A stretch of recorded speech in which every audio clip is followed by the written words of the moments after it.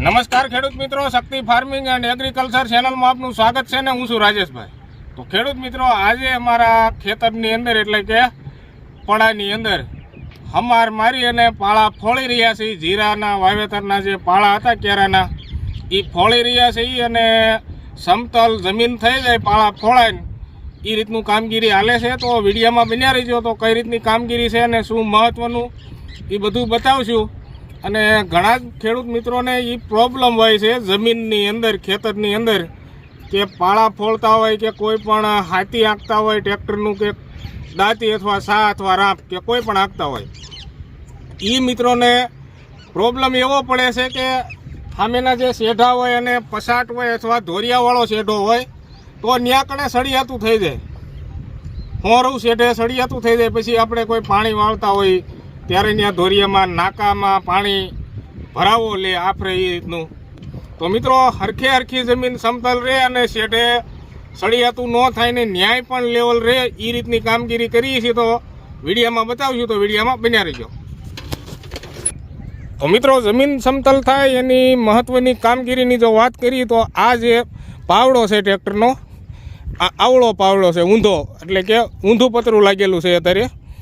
જેમ કે પતરું ઊંધું નથી લગાડ્યું પણ પાવડામાં ડબલ ઘોડી છે, પપલરની ડબલ ઘોડી, જેનાથી આપણે પાવડો આવળો પણ જોડાવી શકીએ ટ્રેક્ટરમાં। આનું મહત્ત્વ એ છે કે આવળો પાવડો હોય તો જમીન કમ્પ્લીટ સમતલ કરી જાય છે અને આપણે જો હવળો આંકવી પાવડો તો આગળ નીચે રાંપ હોય એટલે ક્યાંક થોડુંક વધારે બેસી જાય, પછી આપણે આઈડુલી અધર લઈ તો થોડુંક વધારે ડફા જેવું થઈ જાય અને કમ્પ્લીટ સમતલ ન રહે આવી રીતનું। આમાં એક સરખું હાલે, કારણ કે ઊંધા પાવડામાં જરૂર પડતી ધૂળ ઢળાય અને કેરાના વચ્ચેના ભાગમાં ફોળાઈ જાય અને પાળો પણ ફોળાઈ જાય છે આવી રીતનું। તો આ છે ઊંધા પાવડાનું મહત્ત્વ। હવે આપણે જોઈ લઈએ શેઢે, કારણ કે અમારે જે આ પીઢિયાવાળો શેઢો છે ત્યાં કેરાનું પસાટ હતું, તો ત્યાં આપણે ઓળણીથી વાવેતર કરતા હોઈએ જીરાનું કે કોઈ પણ, ત્યાં ઓળણી આવીને ઊભું રહે કેનીનો ફાટો હોય એ જ ધૂળનો ઢફો થાય આ જગ્યા ઉપર, તો અહીંયા થઈ જાય સળિયાતું। તો મિત્રો, આ ઊંધો પાવડો આપણે આંકી પાળામાં તો એમને એમ ન પડે। આ પાળાની અંદર પહેલાં રાપ આંકી નાખેલી છે, રાપ આંક્યા પછી આ રીતનો ઊંધો પાવડો હાલે છે અને અહીંયા જે ઢફો હતો હોરો શેઠે એ ઢફાને આવી જ રીતનું આ પાવડે ટ્રેક્ટર પાછું લઈ અને થોડું આગળ હાંકી અને ફોળ નાખ્યું છે, એટલે કે અહીંયા શેઢા પાસે સળિયાતું રહે નહીં। અને હવે આપણે જઈને જોઈશું સામેના ખૂણે। તો મિત્રો, અત્યારે સાંજનો સમય છે, સૂર્યનારાયણ પણ આથમમાં જઈ રહ્યા છે અને અમે સાંજના સમયે ટાઢા પર આ કામગીરી કરી રહ્યા છીએ, એટલે ક્લિયરિટીમાં થોડોક ફેરફાર દેખાશે। અને ઘણા જ મિત્રોને આવી રીતનો જે ખૂણો પડતો હોય તો ખૂણો નીચો બેસી જાય અને આ જગ્યાએ ખૂણાથી 10-15 ફૂટ જેટલું સળિયાતું એટલે ડફો થઈ જાય। તો મિત્રો, આવી રીતનું ટ્રેક્ટરથી જો થોડું પાછું લઈ અને આવી રીતના ઢફા જો પહેલાં લઈ લઈએ તો આપણે જમીન સમતલ રહે। અને સમતલ રહેવાના મેન ફાયદા એ છે કે આપણે પાણી વાળવી ત્યારે પણ સારું રહે, અને જ્યારે વાવણી વાવવી ત્યારે કોઈ પણ વાવણી વાવતા હોય મગફળી છે કે શિયાળુ મોલની, એ કમ્પ્લીટ સમતલ હાલે અને એક સરખો ઉગાવો રહે।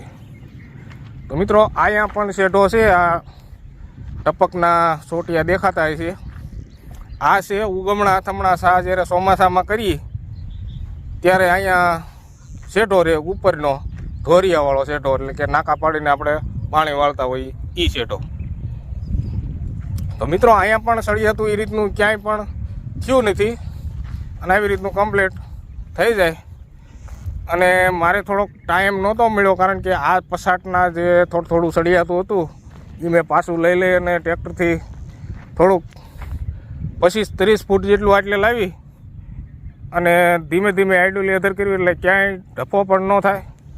અને ઊંધા પાવડાનું મહત્ત્વ એ છે કે ઢફો ક્યાંય ન થાય, ધીમે આઈડુલી અધર કર્યું એટલે સમતલ પાવડામાં જે ધૂળનો ફાટો હોય એ ઠલવાઈ જાય।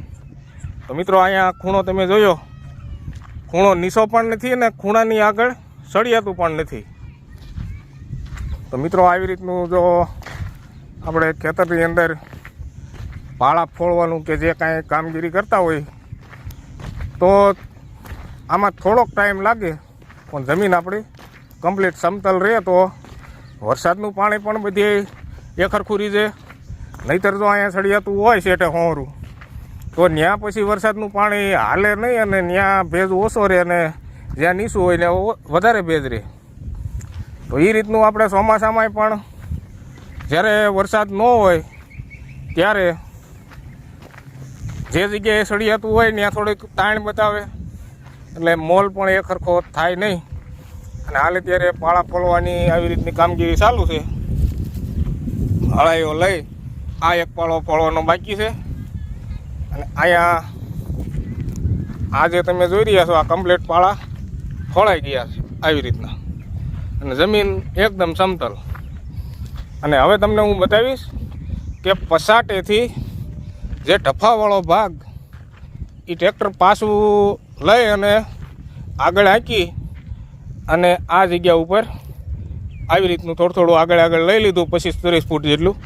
એટલે કે શેઢાનું નીચેનું પસાટ જ્યાં ઓણી ઊભી રહે કોઈ પણ હાથી ત્યાં સુધી ચાલ્યું જાય અને ટ્રેક્ટર ઊભું રહીને ઢફો જ થતો હોય છે. તો એ ઢફાને આપણે આવી રીતનો અમે આગળ લઈ લીધો છે અને હવે આમાં ઊભે પાળે ટ્રેક્ટર હાંકી અને પાળા ફોડી રહ્યા છીએ. આવી રીતના અમારે જે આમાં બ્લોક નંબર 1ની અંદર જે ગોળાઈવાળા ક્યારા હતા એ જ ફોડી રહ્યા છીએ આવી રીતના ગોળાઈવાળા. અને પાળાની અંદર નોર્મલ પડે એટલી રાહ પાકી નાખી છે પાળાની ઓછો એટલે પાળો પોસો થઈ ગયો છે. એટલે આ જે ઊંધો પાવડો છે એ કમ્પ્લીટ હાલે. જો રાપ ન હાંકી હોય તો પાળો કઠણ હોય તો ઊંધો પાવડો ન હાલે, કારણ કે રાપથી પાળાને કાપવો પણ પડે થોડોક કઠણ હોય એટલે. અને સામે જે જીરાની ડાખલી પડી હતી એ ભરી લીધી છે અને થોડી પડી છે. આપણે જેગવવાનું કામકાજ કરતા નથી અમે, કારણ કે કોઈ પણ કૂસો અથવા જમીનનો જે કાંઈ આપણે પાક વાવ્યો હોય જમીનની અંદર એના કોઈ પણ પાંદડા કે એ બધું આપણે ડાખલા જેગવતા હોય એ જગ્યાએ જમીનની અંદર જે મિત્ર બેક્ટેરિયા રહેતા હોય છે એનો નાશ થઈ જાય છે એ જગ્યા ઉપર. અને પછી ઘણા જ મિત્રોને એવું પણ હોય કે જેગવીને આ મોલ સારો થાય. તો મિત્રો થોડા સમય પૂરતો સારો હોય, ત્યાર પછી જ્યારે એન્ડ ઉપર પાક ઉપર જ્યારે આવે ત્યારે ત્યાં મિત્ર બેક્ટેરિયાની સંખ્યા ઓછી હોવાના કારણે એ જગ્યા ઉપર જ છોડ બગડતા હોય છે.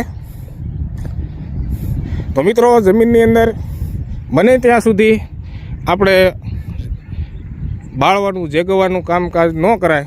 આ ડાખલીનો જે ભૂકો ભરી જ લીધો છે બધો, પણ છતાંય થોડો પીળ્યો રહ્યો હોય એ આપણે જેગ્યો નથી અને ફાંટો હાલશે પાવડો એટલે આડાવડું ફોડાઈ જશે અને એ નુકસાન નથી કરતું. ઘણા જ ખેડૂત મિત્રોને એવી રીતનો વહેમ હોય કે જીરાની ડાખલી પડી હોય તો એ નુકસાન કરે. તો મિત્રો જીરાની ડાખલી નુકસાન ન કરે. જે અમુક દાંડલી પોલી રહેતી હોય, જેમ કે મગફળીની દાંડલી છે, તલની દાંડલી છે, પોલી દાંડલીવાળા પાકના જો એના કટકા પીડ્યા હોય, એનો કૂસો કે ડાખલા પીડ્યા હોય તો એની અંદર ફૂગનું પ્રમાણ થતું હોય છે અને પછી ફેલાતું હોય છે જમીનમાં. તો મિત્રો જીરાના ડાખલા નિકોર હોય છે એની અંદર કોઈ જાતની કાંઈ ફૂગ લાગતી નથી. જીરાની ડાખલીની અંદર ગમે ત્યારે ચોમાસે પલ્લે ત્યારે જીરાની ડાખલીમાં ક્યારેય તમને ફૂગ જોવા નહીં મળે. તો મિત્રો આ છે ડાખલી નહીં બાળવાના ફાયદા. તો મિત્રો ડાખલી ન બાળવી અને આ જગ્યા ઉપર જે ડાખલીનો થોડો ભૂકો દેખાય છે એ જગ્યા ઉપર ફાયદો એ રહેશે કે વરસાદનું પાણી ત્યાં થોડુંક વધારે રીતશે. એટલે કે જ્યારે વરસાદ ન હોય ત્યારે ત્યાં પાણીની તાણ દર્શાવે નહીં. કોઈ પણ મોલાત હોય, કોઈ પણ પાક વાવેલો હોય, કપાસ હોય કે મગફળી હોય ચોમાસામાં, કારણ કે ત્યાં જમીન પોચી રહે છે અને વરસાદનું પાણી પણ સારું એવું ગળતું હોય છે જમીનની અંદર. તો મિત્રો હવે અમારે પાવડો આંકવાની જે કામગીરી છે ગોળાઈવાળા કેરામાં એ ટ્રેક્ટર ચાલુ કરીશું ને થોડુંક વિડીયોમાં બતાવશું, તો વિડીયોમાં બન્યા રહેજો.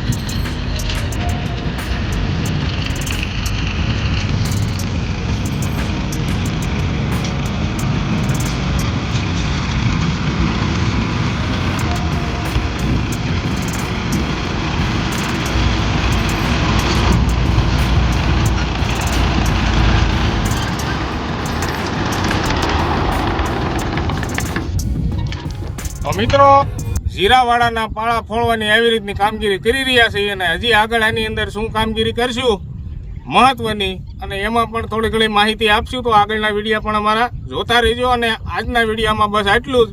હવે આપણે વિડીયો પૂરો કરવી તે પહેલાં બધા જ મિત્રોને જય શ્રી રામ. પણ આપણે એક વિનંતી છે કે જે મિત્રોએ ચેનલ ન સબસ્ક્રાઈબ કરી હોય એ ચેનલ સબસ્ક્રાઈબ કરી અને બેલ આઇકન ઘંટડીનું નિશાનને પણ ટચ કરી દીજો, જેનાથી અમારા આવા વિડીયો તમને જોવા મળતા રહે. તો મિત્રો હવે આપણે વિડીયો પૂરો કરીએ. જય જવાન જય કિસાન.